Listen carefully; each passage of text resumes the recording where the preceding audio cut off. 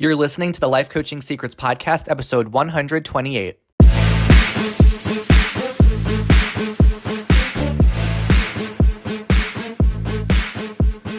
Did you know that life coaches are needed now more than ever? I'm Frank Macri, founder of Thriving Coach Academy.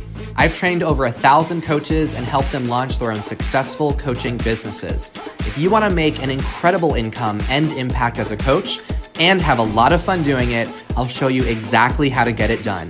This is Life Coaching Secrets. What's up, coaches? In this episode, I'm going to talk about a topic that I used to hate and have now grown to love, and that is the topic of selling. Now, the truth is, if you want to be successful as a coach, you got to learn how to sell. It is unavoidable.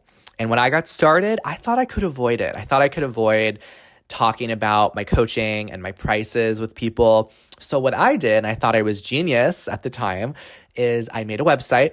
And on my website, I put all the information people needed to know about coaching and my coaching services. And I came up with some coaching prices. And I put a big, beautiful button for people to click. And once they click that button, they can pay me and automatically become my client. And I sat around for weeks and for months, and I waited and waited and waited. And I wondered, what is going on? Why is nobody hiring me? Is it that there's too many coaches out there? Is it that I'm not good enough? Is it that the internet's broken? What is going on? And I realized that it was none of those things. It was that I was afraid to really sell. I was afraid of having conversations with people. I was afraid of exploring their decision to work with me. I had resistance to everything. Now, I know that as I have trained thousands of coaches over the years, that this is one of the most common challenges that coaches face.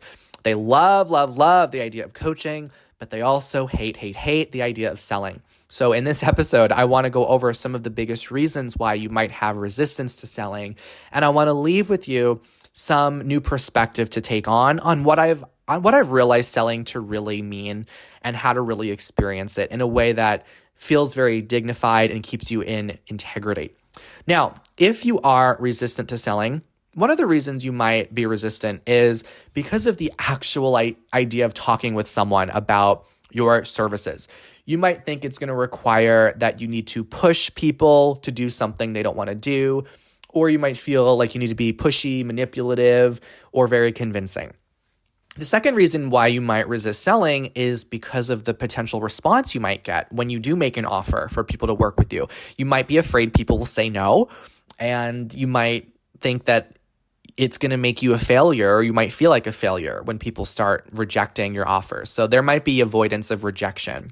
And the third reason you might resist selling is, this one is lesser known, and it's if you have a negative association with what it means to receive money from others. So for example, you might think, am I taking advantage of someone by receiving money from them? Am I putting their life in a worse place? Am I being selfish? Am I being greedy? Is there something evil, immoral, or corrupt about me? You might have some judgments around what it means to receive money. And if you're like me, you can check off all of the reasons I shared just now, because I had them all when I got started. And if you have them all, you're not alone. I'm going to go over ways that you can really understand what it means to sell. Now, when you're running your coaching business, there's likely a couple different places in which you'll do the actual selling. The most common place that you'll sell is in what's called a consultation. Now, this is a 1-hour phone call that you'll have with a potential client. And in this phone call, you're going to navigate their decision to work with you. You're going to explore what that could look like and see where they stand on that, whether they're a no or a yes. The other place that you will likely do selling is in a live presentation. So maybe you do an in-person workshop, and at the end of that workshop, you make an offer for people to hire you. Or you do an online webinar, and at the end of that webinar, you make an offer for people to work with you.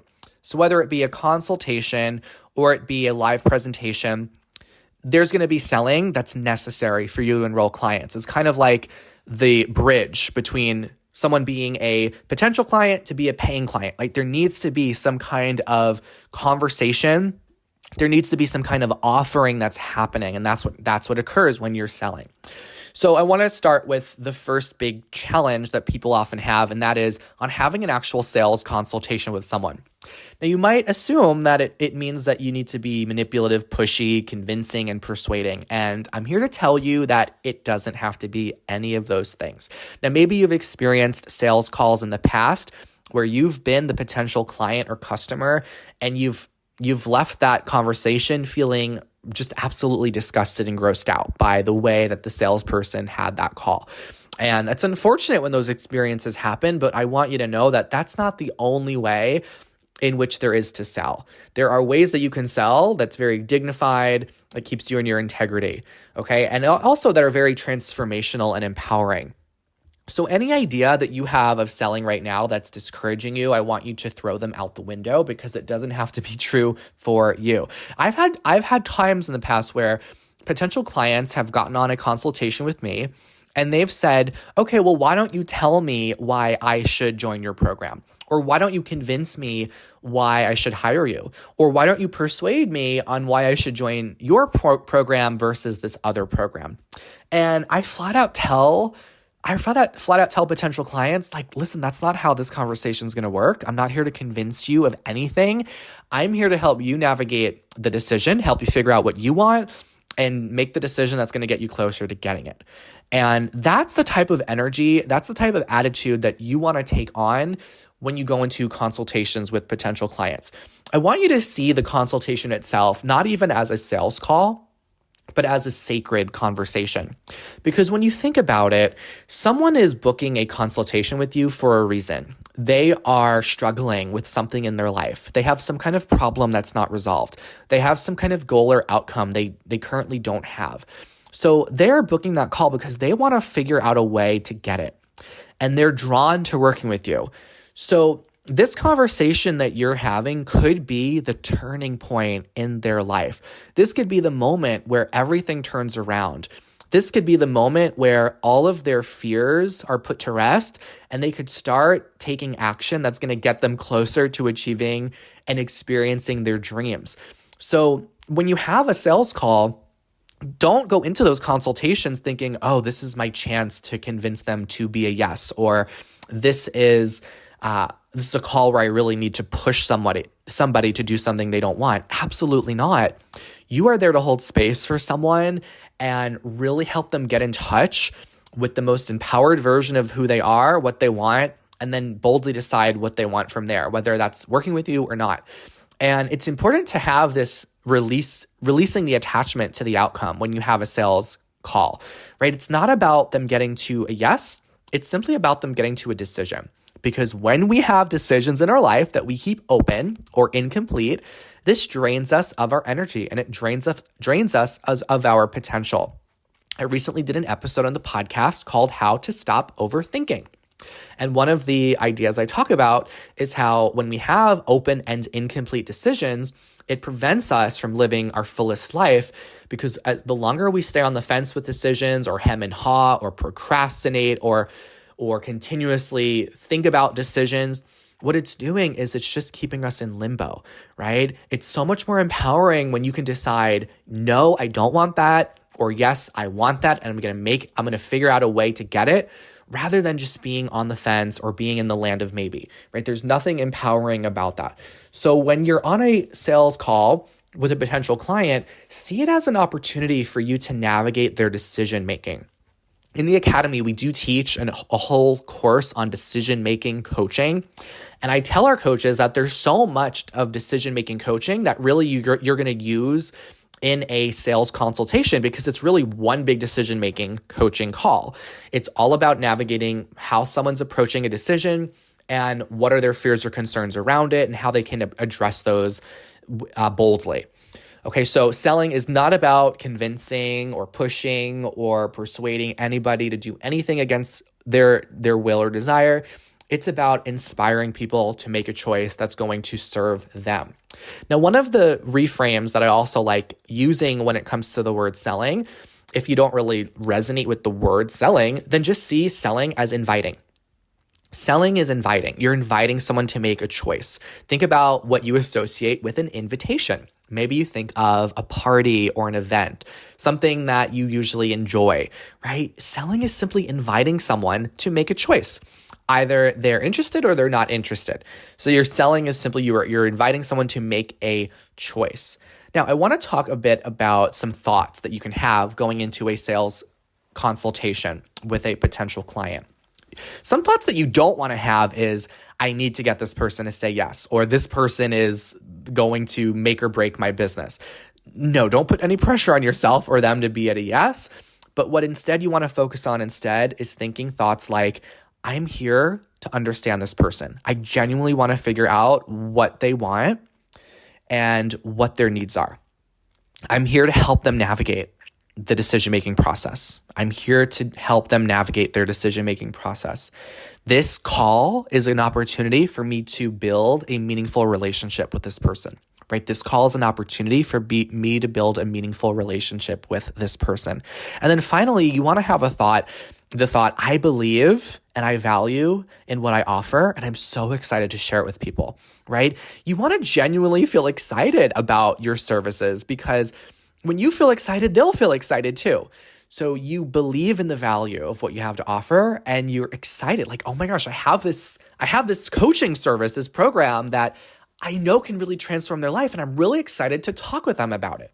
So those are some thoughts to have when you go into a consultation. Now, the second reason, as I shared earlier, that you might be resistant to selling is if you're afraid of their response. Maybe you talk about working with you and they say no. And you might be discouraged at the idea of getting a no because you might feel some sense of rejection and failure. Now, I want to go over that a little bit more with you. First of all, if someone says no, it is not personal. So do not take someone's no personally and make it mean anything about you. Don't make it mean that you're a bad coach or you don't deserve success or all these different things, because the reality is no's are natural, okay? You are going to receive lots of no's, no matter what industry you're in, no matter how much experience you have selling or marketing in the past. It is a natural part of being in business to receive lots and lots and lots and lots and lots and lots of no's. Okay, so every no that you get is actually taking you closer to the next yes. So rather than seeing no as a problem, just see no as natural, or see no as a stepping stone. A lot of times when a potential client says no, it really just means not now. Okay, it often means not now. So don't even take the no as a permanent no. Oftentimes it's just a not now. And then the final thought I like to have if someone is a no is I like to remind myself, I've been spared. I've been spared of something that just wasn't meant to be. So it's so important to remember, whether you believe in God, universe, or spirit. I like to just call that GUS, G-U-S, God, universe, spirit. GUS has your back, okay? So if someone is a no, if someone decides not to work with you, then you've been spared. I used to do a lot of relationship and dating coaching as well, and this is one of the thoughts that I would offer to my dating clients. I would say if someone rejects you or says no to going on another date with you, you've been spared. You've been spared of something that really wasn't meant to be. The universe is actually looking out for you and saying, listen, this person's not a match for you. You don't have to know why right now, but we're just going to spare you ahead of time and have this person say no to you. So the universe is doing you a favor. Any potential clients who say no, they are making space for the ideal yeses that are right around the corner, okay? So there's no reason to be concerned about getting a no, because a no is natural and you're being spared for every no that you receive. Now, the final judgment that you might have around selling is you might just feel very uncomfortable at the thought of receiving money from people. So there might be some trauma or concern around receiving that could be interesting to look at. Now, one of the biggest reasons I found people have concern around receiving money is because of the judgments that you might have towards very wealthy, rich, and successful people. Now, it seems to be a very common practice in our society to just talk ill of very wealthy people. Like there's a lot of judgment around billionaires or very successful people.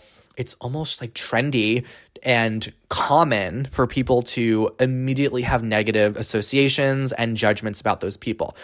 But it's like when you look at the opposite, it's like a lot of people don't talk negatively about poor people. It just seems like when someone's very rich, it's like the floodgates are open and now it's okay to talk a lot of smack about someone because they have a lot of money or they have a ton of success, especially like millionaires, billionaires, etc. So I want you to think about this for a second. If you're in business or you're starting a business, part of having a successful business means that you are receiving money from people. Now, if you are wanting to receive money and you're wanting to experience financial freedom and wealth, well, it doesn't serve you to talk a lot of smack about other successful people. And it's okay to not agree with certain very successful people out there or billionaires. It's okay for you to not agree with the ways that they spend their money or what they value or what they prioritize or what their political views are.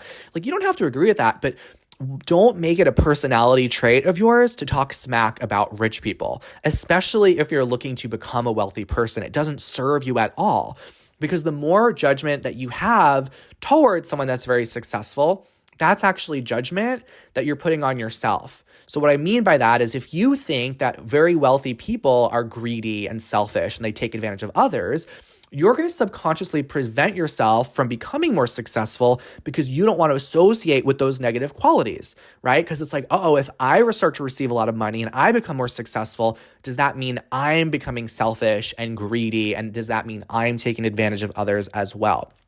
So what I invite you to do is to drop the judgments that you might have around very wealthy and successful people. Just see what happens if you start putting less of your focus on that. Again, you don't have to agree with what billionaires do with their money or successful people do with their wealth, but just don't put your energy on judging them.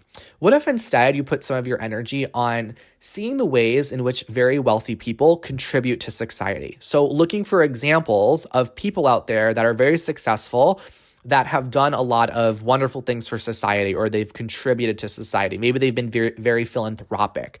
Okay, because the reality is there are some really crummy rich people, just like there are crummy poor people. And there are also really amazing, wonderful rich people, just like there can be really amazing and wonderful poor people, right? So you might as well just focus on wealthy people that are very successful, that you admire, that you respect.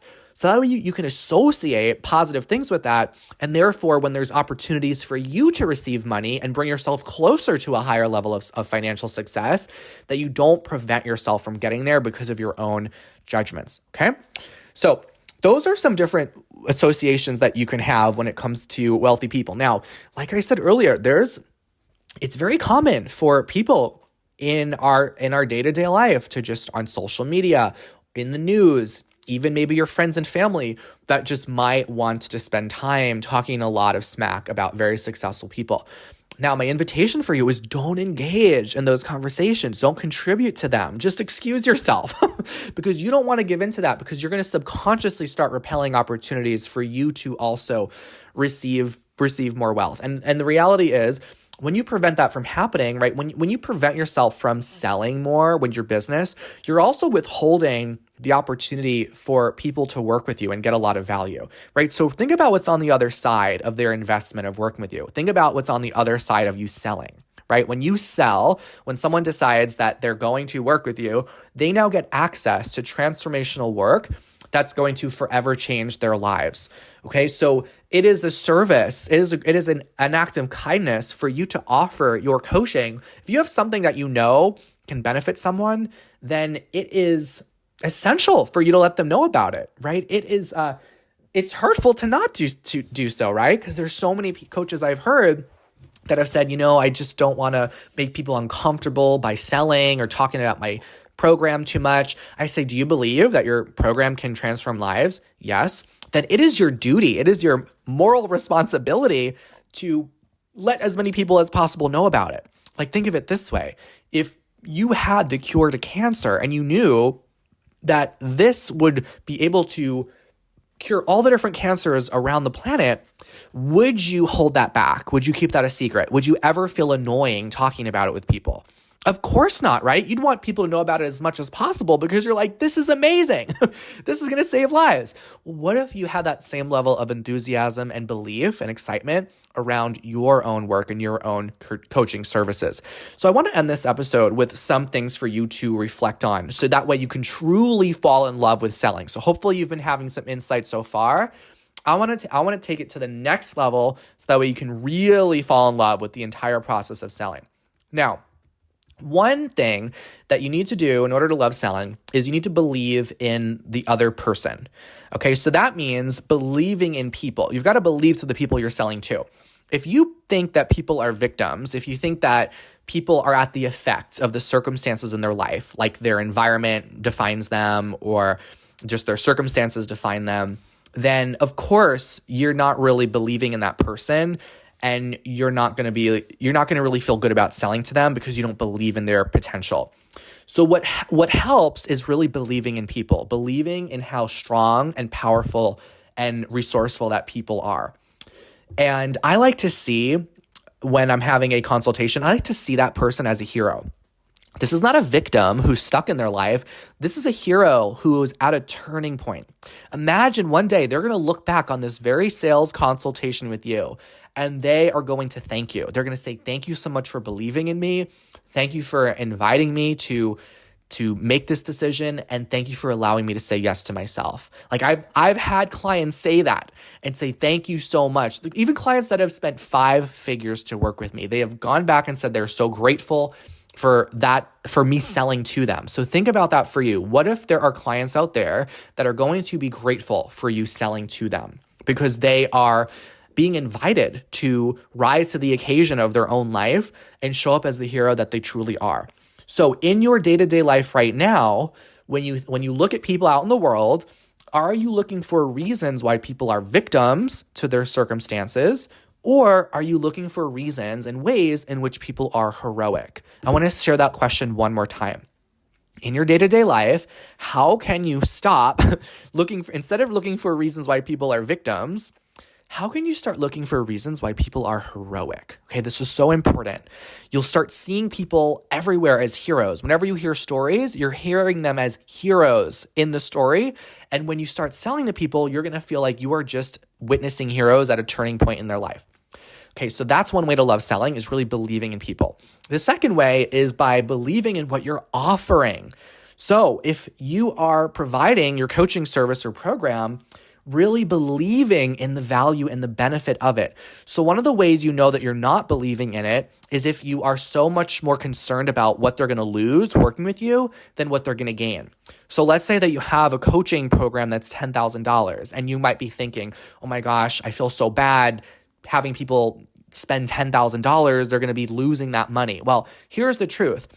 First of all, you can't lose money, right? Money always replenishes, money is always in circulation, and there's an abundance of ways for people to generate money in their life. So money can be regenerated, it's never truly lost. But second is, what do they have to gain from working with you, right? What are all the different possibilities that you see opening up for them through your service, your program? What are all the ways in which they're going to benefit from your program? The more that you can focus on what they have to gain, the less that you'll see what they're losing and realize that the financial investment is so tiny compared to all the incredible things they're going to get on the other side of it. Okay? So in summary, how do you love selling?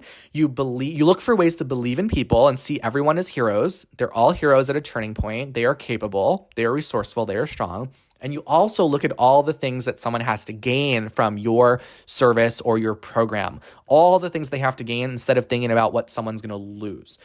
And then finally, I think it's really powerful as well to think about times in which you've been sold to and you've really appreciated it. So think about times in the past when you've been invited to buy something or someone sold something to you and you've been so grateful to receive whatever product or service or course, whatever it was.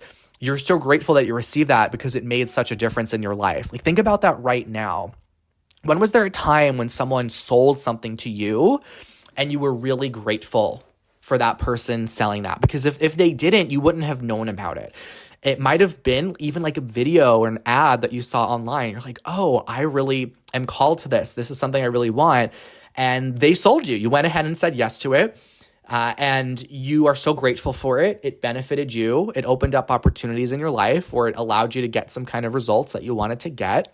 Because the more that you can look for examples of that, the more you're going to have positive association to selling, and you're going to realize that you are going to be that person for so many people out there, right? You're going to have clients look back and say, wow, thank you so much for having the courage to put this in front of me, for offering me this program that you know could benefit me, because if I didn't know about it, then I wouldn't be able to say yes to it, and I wouldn't be able to get the results I got from it.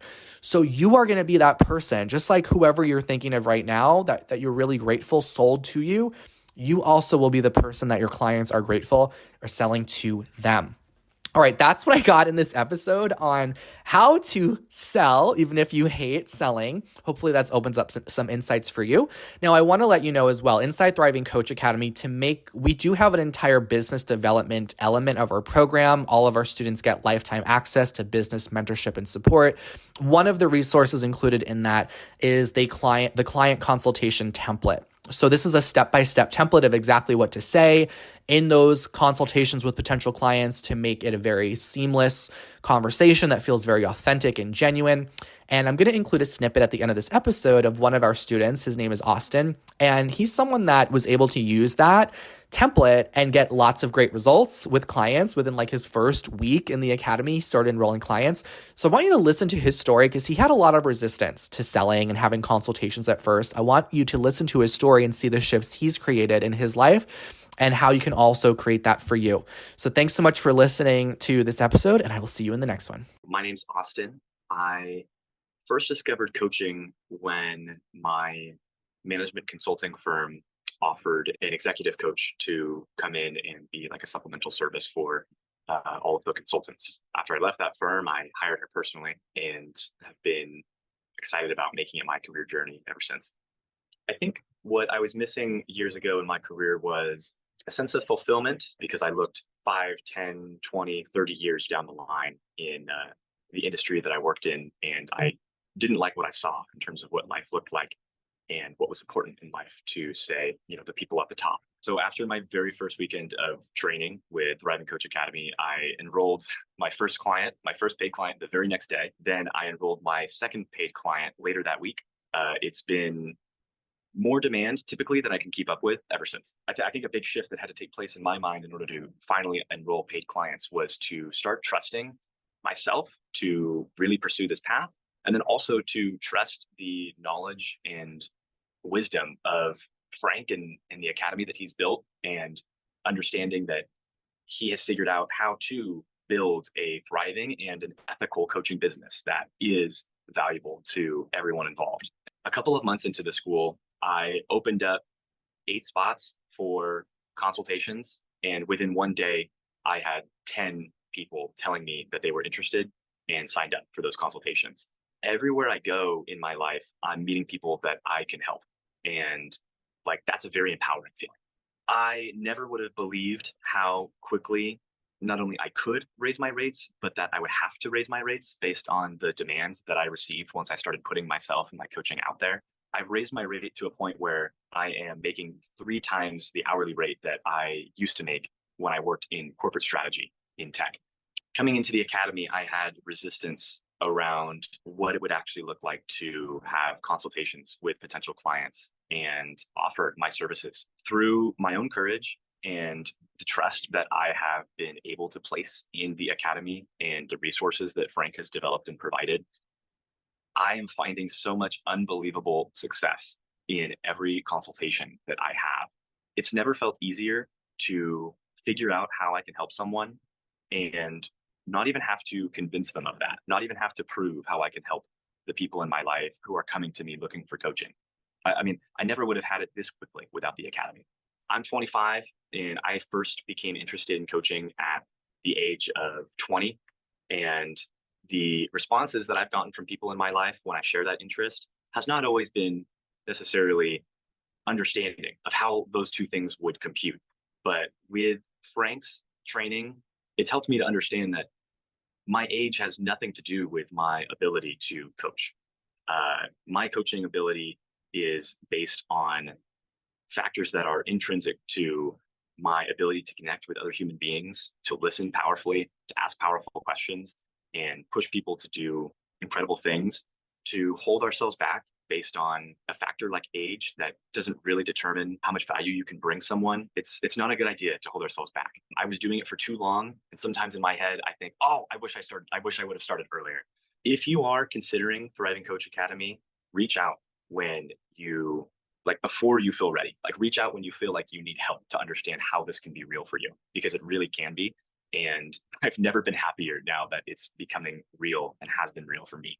My greatest piece of advice for a new student entering the academy would be to be coachable, because the more that we open our minds up to new mindsets and possibilities that may feel wonky, that may feel weird, all we have to do is be open to something that is perhaps different than what we've been doing. The coaches that I see who are coachable and really override a sense of ego of, well, I've already been a consultant, I know what I'm doing, and I'm smart and I can do this by myself. We can all figure it out, but we only have so much time in which to make an impact in the world. And people who are coachable make the biggest strides in their learning, their development, and they make the biggest impacts now. Hey, would you like access to powerful coaching tools you can use on yourself and clients right away? For being a listener of the podcast, I'm giving you a VIP guest pass to get a sneak peek into my coach training program. Inside, you'll learn our coaches' secret tool they use to transform their clients' lives. And you'll also get a training on how to launch a coaching business. Just head over to www.thrivingcoachacademy.com/VIP to get started. I'll see you on the inside.